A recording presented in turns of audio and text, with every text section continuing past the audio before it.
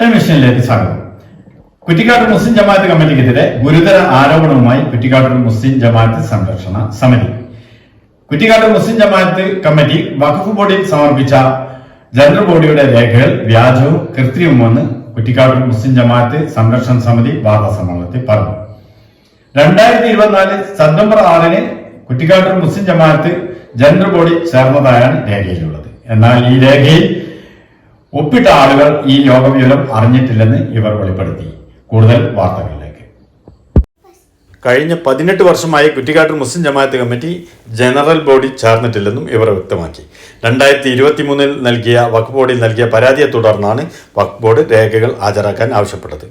ഇതേ തുടർന്ന് ഹാജരാക്കിയ രേഖയിലാണ് കൃത്രിമമായ ആളുകളുടെ പേരിൽ പങ്കെടുക്കാത്ത ആളുകളുടെ പേരിൽ ഒപ്പും പേരുമുള്ളത് എന്ന് ഇവർ വെളിപ്പെടുത്തുകയുണ്ടായി. ഇവർ നൽകിയ പരാതിയെ തുടർന്ന് വഖഫ് ബോർഡ് കമ്മീഷനെ നിയമിച്ച് കേസ് നടന്നു വരുന്നതിനിടയിലാണ് ഈ രേഖ ഹാജരാക്കിയതെന്നും ഇവർ പറഞ്ഞു.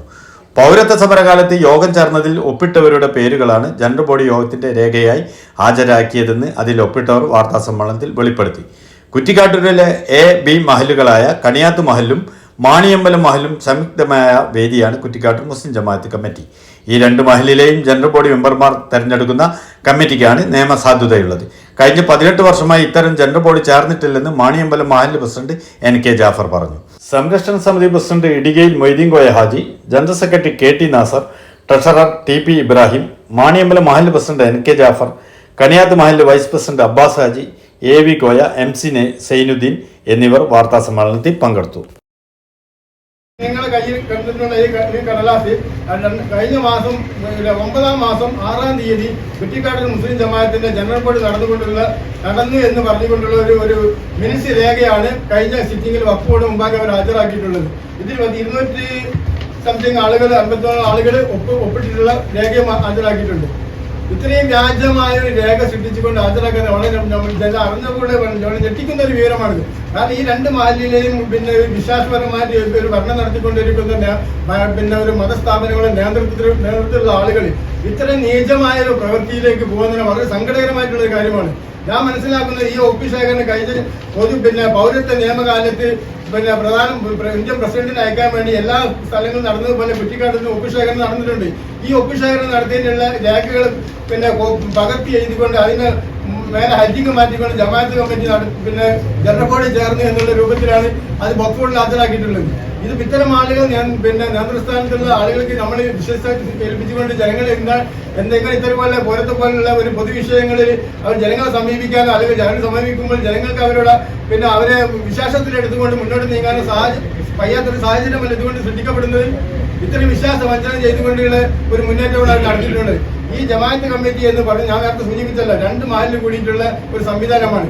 അതിൽപ്പെട്ട ഒരു മഹലാണ് മണിയമ്പലത്ത് ജമാഅത്ത് പള്ളി.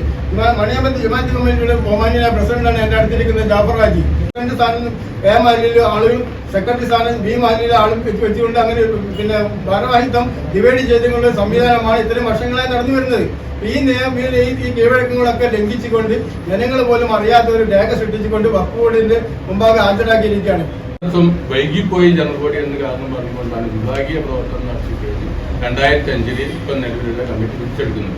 അതിനുശേഷം ഇതുവരെ ഒരു ജനറൽ ബോഡി വിളിക്കുകയോ വരവിചരകയോ ചെയ്യാത്തതുകൊണ്ട് പല പ്രാവശ്യം പ്രസിഡന്റിനെയും സെക്രട്ടറിയും ഒക്കെ നേരിൽ കണ്ടു കഴിഞ്ഞ് ജനറൽ ബോഡി വിളിക്കാൻ ആവശ്യപ്പെട്ടു, ഒപ്പുശേഖരണം നടത്തി ആവശ്യപ്പെട്ടു. എന്നിട്ടൊന്നും വിളിക്കാത്ത 2023 നേരത്തെ ഇവിടെ പറഞ്ഞ 4-ാം മാസം 2023 ജനറൽ ബോഡി മെമ്പർമാർ വഖഫ് ബോർഡിൽ ഒരു പരാതി കൊടുത്തതിന്റെ അടിസ്ഥാനത്തിലാണ് 2004 വഖഫ് ബോർഡ് ഒരു കമ്മീഷനെയും ഓഡിറ്ററെയും തീരുമാനിക്കുന്നത്.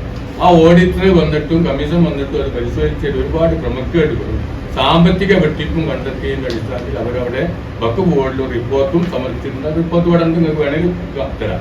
അവർ അതിന് 2017 മുതൽ 2022 വരെയുള്ള അവസാന ഘട്ടത്തിൽ നമ്മളെ ഇവിടെ പരാതി കൊടുത്തിട്ടുള്ള ആളുകളുടെ അഡ്വക്കറ്റ് വളരെ വാദപ്രതിവാദം നടത്തി കഴിഞ്ഞ് ഒരു തീരുമാനം പറയേണ്ട ഒരു സാഹചര്യം ഘട്ടം വന്നപ്പോഴാണ് അവരിപ്പോ വ്യാജ ജനറൽ ബോഡി കൂടിയതായിട്ട് പോയിട്ട് അതിന്റെ രേഖകൾ ഹാജരാക്കുന്നുണ്ട്.